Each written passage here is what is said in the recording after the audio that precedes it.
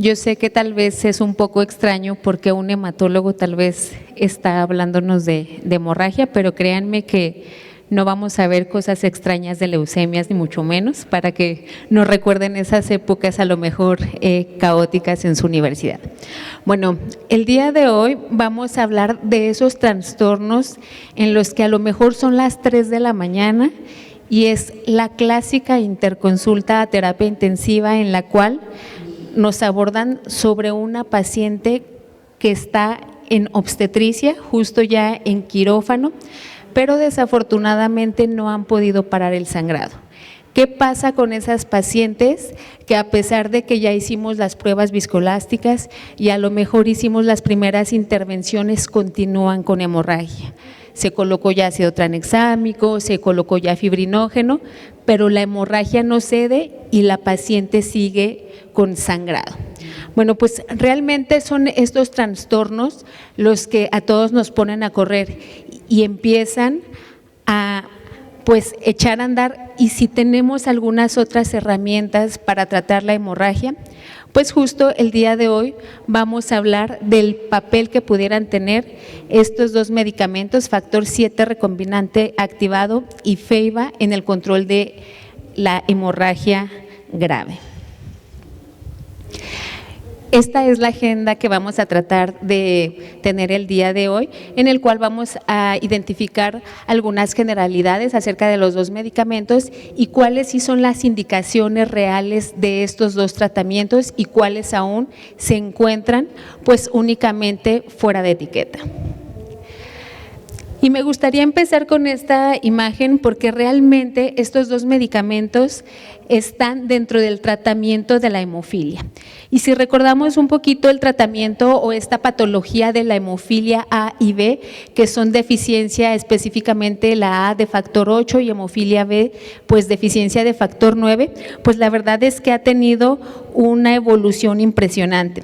Podemos observar cómo en 1950 todavía estábamos tratando a los pacientes con plasma crioprecipitados, sin embargo, todo esto ha evolucionado inicialmente en el cual ya hemos purificado los factores de manera específica, factor 8, posteriormente se hicieron los recombinantes y en la actualidad el gran boom a partir del 2014 donde tenemos las terapias no factor o de reemplazo, no reemplazo. Esta línea del tiempo de hemofilia nos ha ayudado a comprender cómo hemos entendido que el sistema de coagulación se trata básicamente también de tratar de reequilibrarlo. ¿Qué quiere decir? Inicialmente colocábamos lo que le faltaba al paciente, le faltaba factor 8 y le colocábamos factor 8. Actualmente hemos identificado que aquellos pacientes que tienen deficiencias de factores específicos, si reequilibramos la hemostasia y generamos generación de trombina, puede que no necesariamente les coloquemos factor 8 o factor 9, que es lo que les falta, y aún así podamos tener un adecuado sistema de coagulación. Y justo son estos tratamientos innovadores los que demuestran que actualmente ya no necesitamos exactamente el factor que se necesita o que se tiene deficiente. Y es aquí donde entran en nuestra línea del tiempo los dos medicamentos de los que vamos a hablar, específicamente el concentrado de complejo protrombínico activado, que si se dan cuenta desde 1974 empezó su uso, y tenemos el factor 7 recombinante desde 1996. Estos dos medicamentos los llamamos agentes bypass. Y se darán cuenta a lo largo de la sesión por qué los llamamos de esta manera y que tienen indicaciones específicas justo inicialmente en el tratamiento de estos pacientes con deficiencias. Pero bueno, regresando un poco al caso hipotético que comentábamos, esta paciente que a las 3 de la mañana nos hablan de quirófano y nos dicen no hemos podido detener el sangrado, es una paciente que ya lleva 40 minutos y tenemos un total de sangrado de 1200, ¿qué más hacer con este tipo de pacientes? Bueno, esta paciente es una paciente que justo llegó a nuestro hospital. Ella en junio del 2023 ya se encontraba en su último trimestre de embarazo, llega con 39 semanas de embarazo y aparentemente llega al triage con adecuados signos vitales. Inicialmente pues se creyó que la paciente estaba cursando pues ya el periodo de parto, entonces se dejó que evolucionara de manera adecuada, ya que dentro de sus signos vitales pues no había realmente nada que nos llamara la atención. Sin embargo, 15 minutos después de que la paciente llega al triage, llama la atención cómo existe elevación de las cifras tensionales, inicialmente 126/80 y posteriormente pues 180/101, el cual se corrobora 188/101. Esto pues automáticamente cambia todo el escenario de la paciente, convirtiéndolo en una paciente con datos pues de preeclampsia y criterios de severidad por las cifras tensionales, por lo cual inmediatamente deciden hospitalizarla. Esta paciente se decide hospitalizar, finalmente se estabiliza. Por parte del servicio de ginecología se inicia el tratamiento con antihipertensivos, sulfato de magnesio y pues deciden la resolución del embarazo porque pues finalmente ya se encontraba dentro de las 39 semanas y pues era necesario pasar al procedimiento. Estos son los estudios de laboratorio a su ingreso. Como pueden observar, pues pareciera que en este momento no hay nada que nos llame realmente la atención, si bien los niveles de plaqueta están dentro de parámetros normales, las transaminasas ligeramente TGO y TGP están por arriba dentro de los parámetros para la normalidad, sin embargo sin criterios para nosotros pensar en alguna otra enfermedad hipertensiva del embarazo como lo sería HELP. El resto de estudio, pues estos son sus estudios básicos de coagulación, en donde pues aparentemente como voltean a ver el INR, deciden que es una paciente que está en adecuadas condiciones para pasar. Pero ¿qué es lo que pasa minutos después de que la paciente entra al procedimiento de resolución por vía cesárea? La paciente presenta hemorragia que no pueden controlar. De hecho, en ese momento, pues empieza el protocolo de transfusión masiva en un total de 4 concentrados eritrocitarios, 4 plasmas frescos congelados y 10 concentrados plaquetarios. Hasta ese momento le dan un sangrado total de 1,700, incluso le realizan las maniobras quirúrgicas, la cirugía o bueno, la compresión de Billinch, que es cuando empiezan como con el útero, con estas suturas, pero desafortunadamente no tienen éxito. Es así que entonces deciden enviarla a nuestro hospital que estaba cercano, un hospital de tercer nivel, para directamente el servicio de terapia intensiva. Llega esta paciente al servicio de terapia intensiva y pues al ser un código mater, en este momento únicamente se tenían con las pruebas viscoelásticas, que en este momento era un tromboelastograma, se le realiza y obtenemos este trazo. Durante este momento, pues terapia intensiva continúa con las transfusiones. De hecho, en ese momento no le habían solicitado niveles de fibrinógeno, empiezan a colocar fibrinógeno y continúan con las transfusiones. Sin embargo, la paciente sin poder controlar la hemorragia. Es finalmente cuando interconsultan al servicio de pues hematología y nos dicen: algo está pasando, tenemos una paciente puérpera que a pesar de que se le han colocado y se ha guiado el tratamiento con pruebas viscoelásticas, no podemos detener el sangrado. Empezamos a revisar los estudios de laboratorio y lo primero que nos llama la atención pues es justo este tiempo de coagulación. El TTPA. Si se dan cuenta, esta línea que tenemos ahí nos marca 50 segundos del TTPA. Siempre la paciente se mantuvo por arriba de 50 segundos. Incluso llegó a estar por arriba de 110 segundos. El resto de las pruebas de coagulación, el TP nunca se movió, o sea, siempre se mantuvo entre 13, 15 segundos y el fibrinógeno también se mantuvo dentro de parámetros normales. Entonces, pues aquí tenemos a la paciente como incluso pasó a múltiples procedimientos porque se metía para realizar nuevos estudios de si se había dejado alguna lesión en vasos o algo. Sin embargo, cada que entraban no encontraban ninguna lesión tanto en el útero como vascular. Realmente el sangrado de la paciente, podemos observarlo, era continuo y pues nos podía llenar uno de estos cada turno, por lo cual pues la paciente continuaba con descenso de niveles de hemoglobina y eso provocaba que se estuviera transfundiendo continuamente. ¿Qué pasa con esa paciente? Entonces tenemos el contexto de una paciente con sangrado, con TTPA persistentemente prolongado. Hicimos el abordaje con correcciones y diluciones y lo primero que nos reportan es que tiene un patrón de inhibidor. Posteriormente solicitamos la cuantificación de factor 8 e inhibidores y pues justo nos reportan en este momento que el factor 8 se encuentra en 0.78 cuando lo normal debería de estar entre 50 y 150 y los inhibidores del factor 8 nos lo reportan en 4 unidades. Entonces, ¿ante qué estamos enfrente? ¿Qué es esto que está pasando o por qué nuestra paciente finalmente no respondía a ninguno de los tratamientos y nos empiezan a mostrar cómo empieza a disminuir los factores de coagulación? Eso quiere decir que era una paciente que tenía deficiencia de factor 8 o era hemofílica desde antes. ¿Cómo recordaremos?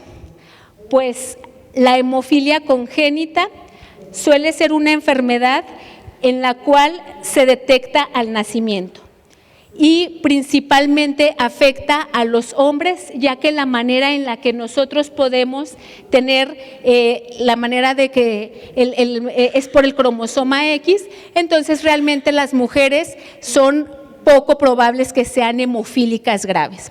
Entonces, estamos frente a una paciente con una enfermedad que se llama hemofilia adquirida. Y este es un trastorno raro, quiere decir que esto se puede presentar en apenas 1 de cada 1.000.000 de pacientes y principalmente es porque de alguna manera se crean autoanticuerpos en contra del factor 8. Y eso es lo que pasó con nuestra paciente, porque realmente ella no tenía antecedentes previos de sangrados. De hecho, durante el interrogatorio, la paciente ya había tenido extracciones dentales y en ninguna de sus antecedentes se había comentado que hubiera tenido ya un evento hemorrágico. Este trastorno se caracteriza por generar anticuerpos que van en contra del factor 8, que como tal vez ya lo han revisado durante todo este día, el factor 8 es uno de los factores más grandes del sistema de coagulación. Entonces justo pues es muy importante para la generación de anticuerpos, principalmente en estas regiones, lo cual evita que se pueda unir al factor de von Willebrand y al factor 8, por lo cual no puede culminar en la generación de trombina.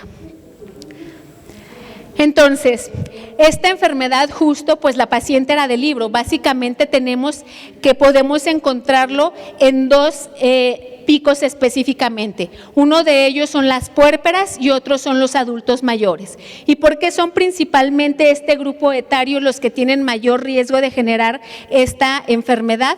Pues básicamente porque sabemos que se asocia a otras patologías. Dentro de las patologías a las cuales puede asociarse, pues el 50% es idiopática, pero de ahí otra de las importantes es justo posparto, como lo era el caso de nuestra paciente, y algunas otras enfermedades malignas, principalmente cáncer de pulmón o cáncer de ovario. De igual manera, algunas enfermedades reumatológicas como lupus, artritis, pueden generar esta generación de anticuerpos. Entonces, nuestra paciente tenía toda la clínica de este tipo de enfermedad. Era una hemorragia espontánea porque anteriormente no tenía antecedentes, una hemorragia que principalmente afecta de manera cutánea, tejidos blandos, a diferencia de hemofilia congénita que puede ser más intraarticular y pues se encontraba en esta edad fértil y dentro del grupo etario en el que normalmente se presenta. Además de que no había antecedentes ni familiares ni previamente de ella con un TTPA prolongado, lo cual nos tenía que hacer voltear a ver esta enfermedad. Entonces, es así que el tratamiento básicamente para este tipo de pacientes pues se enfoca en 2. Uno, en tratar de disminuir el sangrado. ¿Y cómo lo vamos a hacer? pues realmente solo existen 2 tratamientos con los cuales podemos aumentar la generación de trombina. Y es aquí donde nuestros agentes bypass, de los que hablábamos específicamente, en este caso factor 7 y concentrado de complejo protrombínico, pueden tener relevancia. Por eso es que a pesar de que se les colocaban fibrinógeno, ácido tranexámico, plasma, crioprecipitados, plaquetas, no había generación de trombina porque existía un anticuerpo que estaba bloqueando la generación de esta. Entonces, recordando la hemofilia con la que tal vez hemos crecido, ¿qué diferencia hay con la congénita? Y en la congénita también se pueden tratar con este tipo de agentes de bypass. Pues la principal diferencia entre hemofilia adquirida y hemofilia congénita es lo que comentábamos previamente. La hemofilia congénita, pues normalmente la vamos a detectar desde la infancia. Es principalmente los hombres los que van a tener las principales manifestaciones y las manifestaciones clínicas son principalmente intraarticulares. Si bien la hemofilia congénita también puede tener generación de anticuerpos, claro que sí, a diferencia de la hemofilia adquirida, como era el caso de nuestro paciente, sabemos que hasta el 30% de los pacientes con hemofilia congénita pueden generar también anticuerpos, pero estos son aloanticuerpos. ¿Qué quiere decir? Normalmente cuando nosotros tenemos a ese niño que tiene la deficiencia del factor ya sea 8 o 9, lo ideal es que se dé tratamiento profiláctico con factores y eso de alguna manera 3 de cada 10 pacientes lo van a identificar como pues algo externo y generarán anticuerpos en contra del factor. Entonces, ahí es cuando también se generan anticuerpos, pero es completamente diferente al de la hemofilia adquirida, porque comentamos que en el de la hemofilia adquirida son anticuerpos en contra de mi propio factor. Este tipo de pacientes también se beneficia pues únicamente del tratamiento con agentes bypass, que como lo hemos estado comentando son factor 7 y factor 8. Factor 7 y concentrado de complejo protrombínico activado. ¿Y por qué se llaman agentes bypass? Bueno, entendiendo y regresando un poquito a todo esto de la teoría celular de la coagulación, básicamente nos vamos a enfocar en la parte de hemostasia secundaria, en la cual vamos a tratar de identificar toda esta serie de reacciones en la cual los factores de coagulación quieren llegar a la generación de trombina. Finalmente, en la teoría celular de coagulación, la hemostasia secundaria lo más importante es poder generar trombina para poder nosotros convertir fibrinógeno en fibrina. Entonces, ¿qué es lo que pasa con estos medicamentos? Lo que nos van a hacer es tratar de disminuir todos estos pasos para yo poder generar, por ejemplo, con factor 7 activado de manera inmediata la generación de trombina o con concentrado de complejo protrombínico también irme a la fase de propagación de manera inmediata para generar la explosión del 99% de trombina sin tener que entrar, como quien dice, en todo este ciclo. Pero entonces, entendiendo que son medicamentos que inicialmente se hicieron justo para este tipo de trastornos en los cuales, uno, había alteración para generar trombina específicamente por anticuerpos, ya sea en hemofilia adquirida o en aquellos pacientes que ya habían generado inhibidores en hemofilia congénita, la pregunta sería, ¿realmente podría existir un papel para estos agentes bypass en hemorragia más allá de estas indicaciones hematológicas? Y pues justo es lo que se trató de investigar durante todos estos años, en qué sí momento específico pueden ser seguros y eficaces. Entonces, para esto es importante que entremos un poco a las generalidades de cada uno de estos dos medicamentos.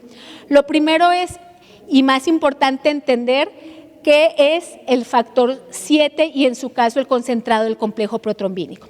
Bueno, el factor 7 pertenece a un grupo de serinproteasas. ¿Qué quiere decir? Son un grupo de enzimas que lo que van a hacer es tratar de romper a otra segunda enzima para poderle dar su actividad. Sabemos que pertenece a los factores K dependientes y eso es importante porque justo la vitamina K actúa como cofactor para poderle dar la actividad a este tipo de factores. Si recordarán, los K dependientes son 2, 7, 9, 10, proteína C y S. Sin embargo, por alguna razón el factor 7 es dentro de los factores de coagulación el que se encuentra en menores concentraciones. Si se dan cuenta, solo apenas el 0.5 microgramos por mililitro y es importante recordar la vida media de 3 a 6 horas. Realmente para que el factor 7 pueda interactuar en el sistema de coagulación, tiene que generar un complejo con el factor 7, con el factor tisular y los fosfolípidos para poder iniciar justo esta parte de iniciación de la hemostasia primaria. Cuando se une con estos dos puede aumentar pues hasta 10 a la 10 su efecto catalizador. Básicamente, el factor 7 entonces necesita poder estar activado para poderse unir tanto en uno de sus dominios a la parte de los fosfolípidos, porque ahora entendemos que los fosfolípidos son importantes para que se puedan llevar ahí las reacciones de coagulación, y por otro lado al calcio, que también sabemos que el calcio es sumamente importante en el sistema de hemostasia. Entonces, actualmente las indicaciones de factor 7, ¿cuáles son? Pues las que se tenían hasta en la actualidad era hemofilia congénita con inhibidores de alta respuesta, que era la que comentábamos anteriormente, hemofilia adquirida, como era el caso de nuestro paciente, y deficiencia del factor 7 y trombastenia de Glanzmann. Sin embargo, a partir del 2022, justo la EMA empezó a dar una nueva autorización para factor 7 recombinante activado. ¿Y cómo es que pudo obtener esta autorización el factor 7 o de qué manera nos ayuda? Básicamente, pues bueno, aquí vamos a tener la manera en la que realmente el factor 7 ejerce su función. Y lo primero es que el factor 7 en condiciones normales se tendría que unir con el factor tisular que comentábamos, que era el que se liberaba después de una lesión endotelial. Esto pues en la iniciación nos ayudaba a activar el factor 10-5 a generar las primeras dosis de trombina que finalmente iban a ir a activar mayor cantidad de plaquetas, y eso nos iba a ayudar encima de las plaquetas a seguir generando esta activación hasta finalmente poder convertir el 99% de activación de trombina. Sin embargo, nosotros sabemos que la iniciación está topada porque tenemos un inhibidor.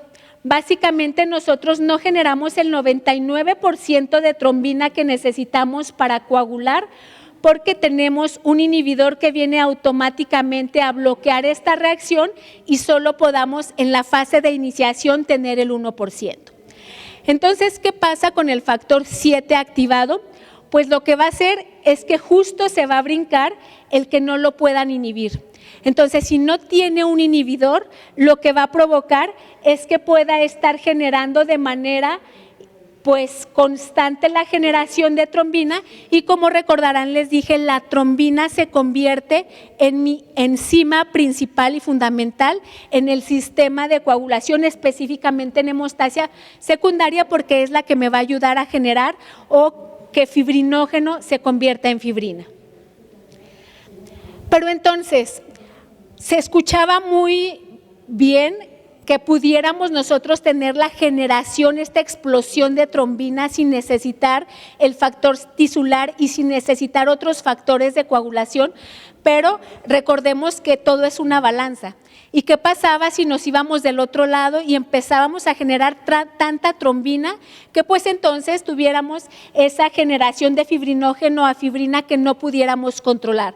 Eso hacía pensar que pues entonces nos podríamos ir del otro lado y empezar a generar trombosis pues multisistémica o coagulación intravascular diseminada. Entonces, es así que un grupo estadounidense en 1997 empiezan a investigar qué tan seguro podría convertirse justo ese factor 7 que ya está activado y que me va a estar generando trombina, en el cual yo pueda identificar que no me va a trombosar de manera sistémica. Y la verdad es que hicieron pues unos estudios muy importantes en los cuales empezaron a separar plaquetas humanas, las aislaron. ¿Y qué fue lo que empezaron ellos a demostrar? Empezaron a enfrentar justo estas plaquetas a diferentes cantidades de factor 7. Y lo primero que se dieron cuenta fue lo siguiente. El factor 7 únicamente va a interactuar con aquellas plaquetas que están activadas. Con aquellas plaquetas que no están activadas realmente no va a tener un impacto en la generación de trombina. Y eso es importante porque entonces vamos entendiendo que tenemos plaquetas por todo el sistema, sin embargo las plaquetas no se encuentran activadas por todos lados, únicamente se encuentran activadas en el sitio de la lesión. Entonces, si yo no tengo plaquetas activadas, no sé, yo tengo la lesión en un dedo, pero resulta que tengo más plaquetas que están, no sé, me interesa saber si me va a provocar un EBC o un infarto, pero ahí no están activadas, entonces no van a interactuar con el factor 7. Entonces, esa fue la primera de las cosas que pudieron demostrar, y la segunda es que al tener esa activación del factor 7 parecería que se mantiene muy estable, lo cual nos hace también sentir tranquilidad porque quiere decir que afortunadamente generará una cierta cantidad de trombina que únicamente nos ayudará justo para generar esa conversión de fibrinógeno a fibrina. Es así también que en 1993, pues entonces dicen, ok, ya nos dimos cuenta que seguro el factor 7 activado únicamente va a interactuar con las plaquetas activadas y nos va a dar una linealidad en la generación de trombina. Pero ¿cómo podemos saber que realmente no está activando de más estas plaquetas o que no está activando el sistema de coagulación? Entonces hicieron un estudio en el cual en 15 pacientes empezaron a exponerlos a diferentes cantidades de factor 7 y empezaron a monitorizar principalmente dímero D, fibrinógeno, las plaquetas, antitrombina, para ver si estas empezaban a modificarse después que se daba el tratamiento con factor 7. Y afortunadamente se dieron cuenta que a pesar de que se daban diferentes dosis de factor 7, así fueran las dosis más elevadas, no aumentaba la generación de dímero D, que eso de alguna manera me podría estar hablando de que estuviera pues generando mucho la conversión de fibrinógeno a fibrina y por lo tanto viniera el sistema de fibrinolisis y eso me hiciera pensar en que estuviera aumentando mi riesgo trombótico. Entonces, con estos dos ensayos, pues nos dieron que realmente era eficaz y seguro el uso de factor 7 recombinante activado. Una vez que se hicieron estos estudios, entonces fue en dónde podemos empezar a utilizar esta generación de trombina. Y una de las hemorragias que empezaron a voltear a ver principalmente fue hemorragia posparto.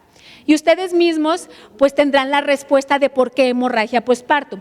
Desafortunadamente, hemorragia posparto sigue siendo una de las principales hemorragias que causa mayor mortalidad.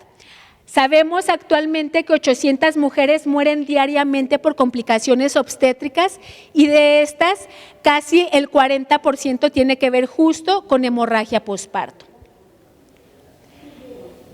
Desafortunadamente, si bien sabemos que dentro de las causas de hemorragia posparto, la que tiene menor implicación es las alteraciones de trombina, es decir, aquellas enfermedades per se que ya se tuvieran de generación de trombina. Sabemos que cualquiera de estas que no se controle de manera adecuada, pues va a evolucionar alteraciones de generación de trombina. Es decir, sabemos que el 80% de la hemorragia posparto tiene que ver con atonía uterina, pero ¿qué pasa si yo esa atonía uterina no la puedo controlar dentro de los 30 a 40 minutos? Finalmente me va a hacer consumo de factores de coagulación, fibrinógeno y me va a terminar en justo alteraciones de la hemostasia.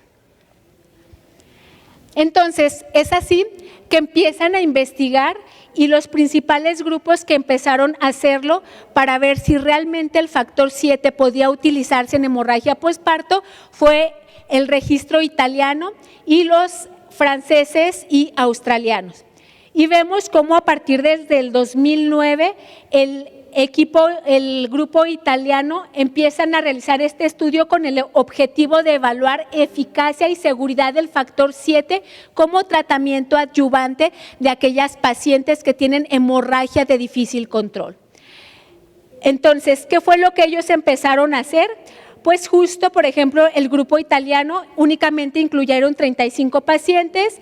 En este otro grupo que fue Francia, Austria y Países Bajos, fueron 84 pacientes y lo que empezaron a hacer es aleatorizarlos, en la cual a alguno de ellos se les colocó factor 7 recombinante, 87.5 microgramos por kilogramo de peso en el primer bolo y solo en aquellos que no se podía frenar el sangrado se les colocó un segundo bolo.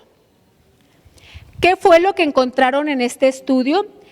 Pues bueno, principalmente el equipo italiano lo que encontró es que parecería que en aquellas pacientes que tuvieron justo el uso de factor 7 recombinante hubo disminución de los requerimientos transfusionales. De hecho, teniéndose como significativo específicamente para la transfusión de plaquetas y de coloides. Y en cambio los franceses lo que ellos observaron es que en aquellas pacientes que se había iniciado el tratamiento con factor 7 recombinante tuvieron menos procedimientos, aproximadamente solo el 50% de esas mujeres que tenían hemorragia obstétrica tuvieron que pasar a histerectomía o algún otro procedimiento invasivo, versus aquellas pacientes que no se les había colocado, cerca del 91% de las mujeres expuestas tuvieron que pasar a un procedimiento quirúrgico posterior. Y fue por estos y otros estudios que finalmente la EMA entonces reconoce el papel importante del factor 7 recombinante en hemorragia obstétrica. Sin embargo, es importante recordar algunas cosas. La primera es que la autorización del factor 7 recombinante está en aquellas pacientes que tienen hemorragia que no ha podido revertir a las primeras maniobras. ¿Cuáles son las primeras maniobras? Pues obviamente el uso de uterotónicos, posteriormente el que se hayan utilizado ya incluso ácido tranexámico, que sabemos que desde el 2017 tiene evidencia, y el uso de fibrinógeno. Una vez que nuestro paciente, a pesar de que ya le indicamos estos y continúe con hemorragia, entonces nuestro tercer medicamento que deberíamos de empezar es justo el uso de factor 7 recombinante. Esto con la intención de generar la suficiente trombina, pues entonces para poder convertir fibrinógeno en fibrina.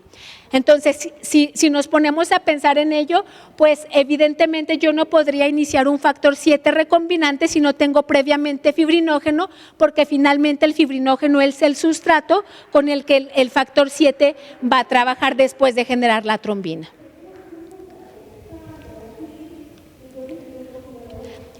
Y es así que entonces las guías internacionales, específicamente las europeas en el 2023, reconocen el papel fundamental del factor 7 recombinante dentro de sus algoritmos. Sin embargo, siempre colocan estas recomendaciones que son necesarias antes de que podamos utilizarlo.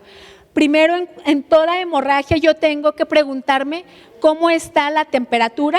Recordemos que al ser enzimas necesitan adecuada temperatura para poder funcionar, entonces yo tengo que mantener temperatura por arriba de 35 grados centígrados, pH, fibrinógeno mayor a 2 gramos y obviamente plaquetas. Una vez que yo en mi checklist tengo todo esto, pues entonces podría continuar con el abordaje de factor 7 recombinante en estos diferentes 5 escenarios. ¿Y cuál otro de las coagulopatías se pudiera utilizar este tipo de agentes bypass? Entonces, hemorragia obstétrica, como comentamos, ya está autorizada, pero estos otros casos que vamos a discutir, desafortunadamente solo son pequeños ensayos clínicos y todavía no tienen autorización, pero entenderemos un poco del por qué se eligieron específicamente a estas patologías para utilizar estos agentes bypass. La segunda de las coagulopatías que presentan hemorragia de difícil control, pues tiene que ver con la coagulopatía asociada con derivación cardiopulmonar. Y si bien sabemos que existen ya también algoritmos con pruebas viscoelásticas, muchos de estos pacientes que entraron a cirugía son los que pueden incluso entrar a terapia intensiva y todavía no poder lograr controlar este sangrado. Actualmente sabemos que el sangrado por cardiopatía asociada a derivación cardiopulmonar, tan solo el 10% es secundaria a anticoagulantes, es decir, al uso de heparina no fraccionada. El resto de la coagulopatía, el 80%, tiene que ver secundario a múltiples factores. Y dentro de los factores que se tienen para esta coagulopatía son principalmente la hemodilución, que se da justo por el tratamiento que se da por el cebado de la bomba y las soluciones, en la cual nos va a disminuir tanto plaquetas como factores de coagulación, y uno de los más importantes tiene que ver justo con la fase de contacto. Es decir, cuando nuestro paciente está conectado a esta circulación extracorpórea, recordemos que finalmente su sangre está en contacto con algo que no es endotelio. Y el endotelio es quien nos ayuda a disminuir la coagulopatía o evitar que nuestros pacientes, pues, en situaciones normales estén generando trombina. Pero ¿qué pasa entonces cuando yo saco esta sangre de mi paciente y la meto a toda esta circulación extracorpórea? Pues finalmente entonces empieza la activación de la vía del contacto, que tiene que ver específicamente con la activación de factor 12, el cual el factor 12 lo vamos a tener en esta parte, en esta tercera, recordando la teoría celular de la coagulación. El factor 12 se va a activar con el plástico o con todas las cosas que no sean parte del endotelio, y eso va a lograr que active al factor 11, el factor 11 va a activar al factor 9, posteriormente al 8, y finalmente me van a generar trombina, y si yo tengo trombina, eso se traduce en que voy a tener conversión de fibrinógeno en fibrina. Entonces, todos estos pacientes empiezan a tener una activación del sistema de coagulación con consumo y consumiendo principalmente plaquetas, fibrinógeno y nuestros cofactores, que son los más importantes, que en nuestro caso serían factor 5 y factor 8.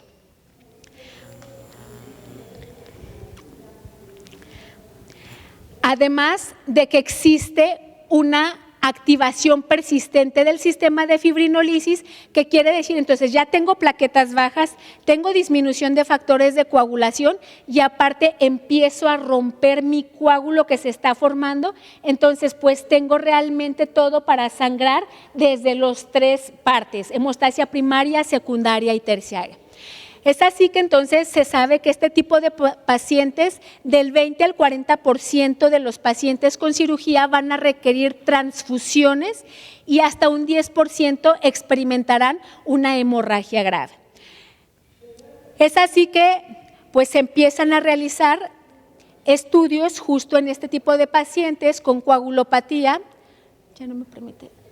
en el cual en el 2022 un grupo estadounidense empieza a identificar si realmente el uso de factor 7 en esos pacientes que una vez que se sacaron de bomba continuaban con sangrado podía ser eficaz y seguro.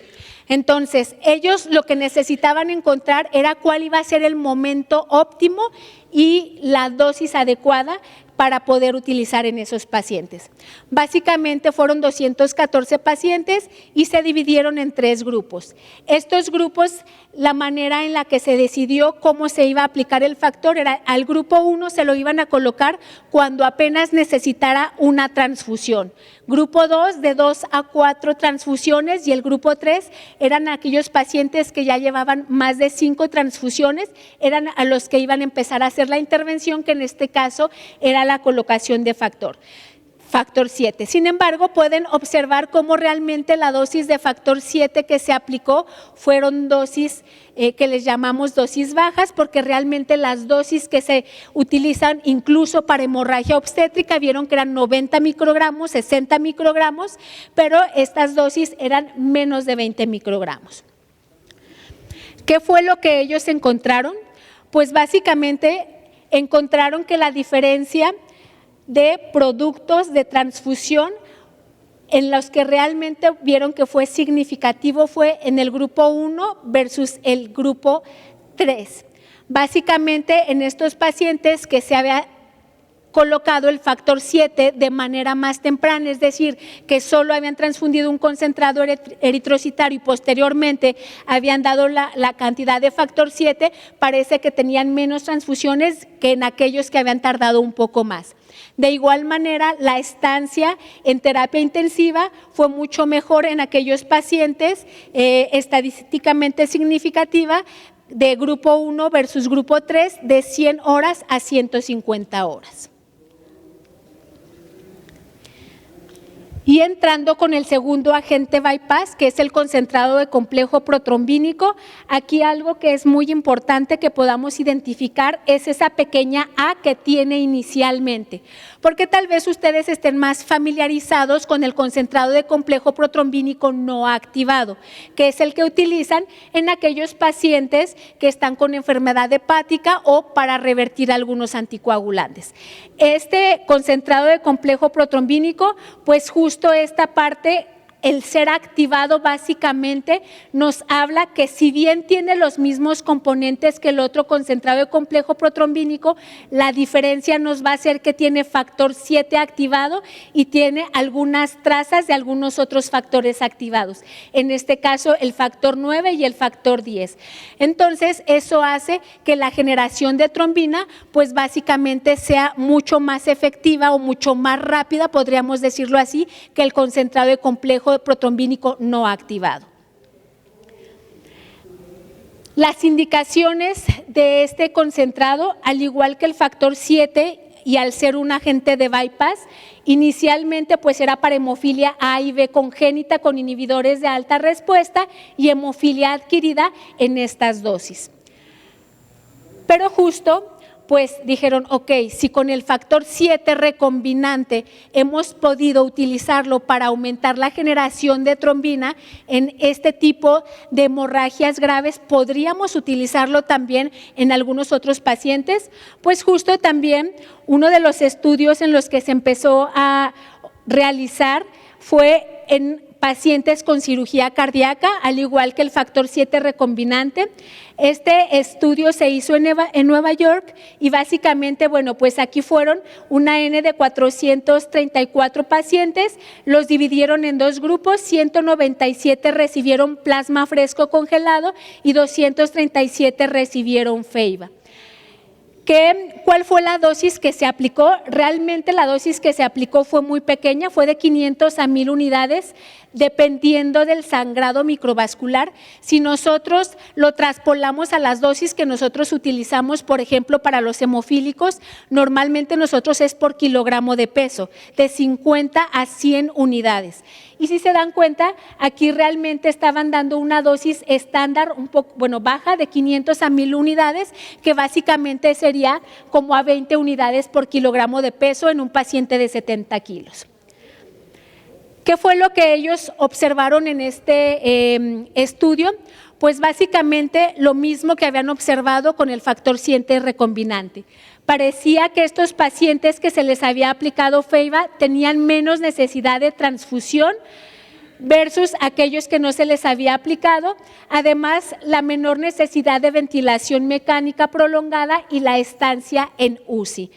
Sin embargo, pues ninguno de los dos estudios, tanto factor 7 como concentrado de complejo protrombínico activado o FEIBA, tuvieron impacto directo en la mortalidad. Únicamente fue en la disminución de concentrados o de transfusión y en los días de estancia o horas en la terapia intensiva. Y ya para finalizar, otro de los hemorragias que van a empezar a ser cada vez más en nuestros hospitales recurrentes y más de difícil tratamiento son las hemorragias que tienen que ver con el uso de anticoagulantes.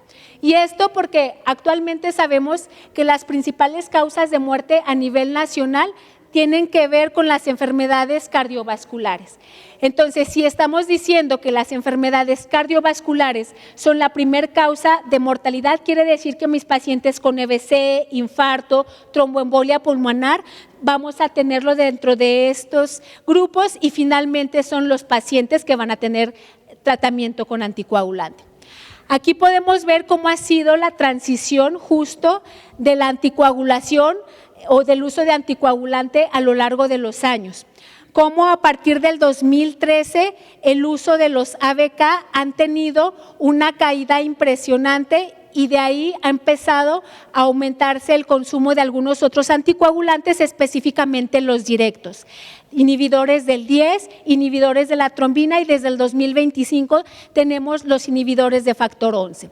Entonces, toda esta transición ha sido porque en teoría tienen un perfil de seguridad mucho mejor que los ABKs. Sabemos que incluso tienen menor riesgo de sangrado del sistema nervioso central y pues tenemos menos interacciones con medicamentos, además que incluso podemos pues disminuir las dosis o ajustarlas con pacientes que son, por ejemplo, frágiles, como son los pacientes por arriba de 65 años o algunas otras comorbilidades.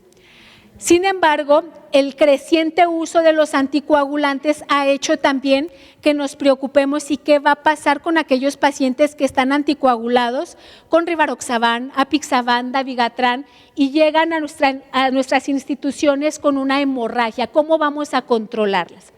Si bien existen reversores específicos, desafortunadamente en muy pocos hospitales los tenemos. Y aquí podemos ver cómo, por ejemplo, para el dabigatran, el específico es idarucizumab, por ejemplo, para los inhibidores del 10 es andexanet alfa, pero al menos yo les podría decir que en mi hospital, que somos un hospital de tercer nivel, no contamos con ninguno de estos reversores. Entonces, ¿qué pasa con aquellos pacientes que llegan sangrando a nuestros hospitales y que aparte otras de las complicaciones con las que nos estamos enfrentando, cómo los vamos a monitorizar? Porque si bien los ABK podríamos monitorizarlos con el INR, desafortunadamente estos nuevos anticoagulantes pues no pueden monitorizarse, incluso ni siquiera con las pruebas viscoelásticas, haciendo de mayor interés pues justo, por ejemplo, específicamente para los inhibidores del 10 activado, pues la monitorización con anti-10 activado que tendría que ser menos del 30% para nosotros definir que ya no se encuentra pues anticoagulado. Entonces, es así. Al no contar con los reversores específicos en la gran mayoría de los hospitales y que además en el 2025 la ISTH, que es la Asociación Internacional de Trombosis y Hemostasia, empezó a aventar como tenemos que tener cuidado con el andexanet alfa porque parece que una vez que se inicia el tratamiento para revertir el anticoagulante, en este caso los inhibidores del 10, posteriormente aumentaba el riesgo trombótico. Entonces es así que se empezaron a investigar algunos otros tratamientos, tal vez no específicos, donde justo pues entran estos agentes bypass. Específicamente podemos ver cómo entra el concentrado del complejo protrombínico que decíamos no activado y el concentrado del complejo protrombínico a dosis más pequeñas de 25 a 50 unidades y estos los usan tanto en los directos, inhibidores directos del 10 como dabigatran.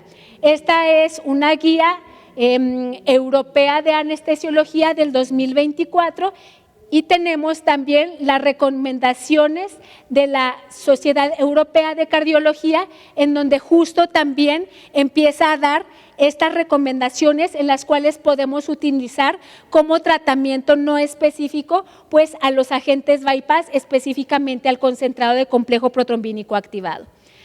Aquí están las dosis y nos dice en qué momento realmente nosotros tendríamos que pensar en revertir este sangrado por estos anticoagulantes. Ya para concluir, entonces realmente los agentes bypass poco a poco van a empezar a tener algunas otras recomendaciones más allá de las patologías que se conocían únicamente en hematología. Sin embargo, hasta el momento únicamente el factor 7 es el único que tiene una indicación autorizada en hemorragia posparto con las características que comentamos, y desafortunadamente FEIBA y factor 7 actualmente son fuera de indicación. Los estudios que se tienen hasta el momento es que ayudan a disminuir la reducción de las transfusiones y a cortar la estancia hospitalaria sin que realmente impacte en la mortalidad. El uso debe de considerarse en sangrado incontrolable tras corrección de los factores reversibles que ya comentamos anteriormente, y nunca olvidar que si nuestros pacientes específicamente, por ejemplo, los que estaban anticoagulados, vamos a revertirlo, tenemos que pensar también en la otra parte de la balanza que es el evento trombótico. Entonces, todo esto tiene que ser de preferencia en un ambiente multidisciplinario para poder elegir cuál es mi paciente adecuado para este tipo de tratamientos. Muchísimas gracias.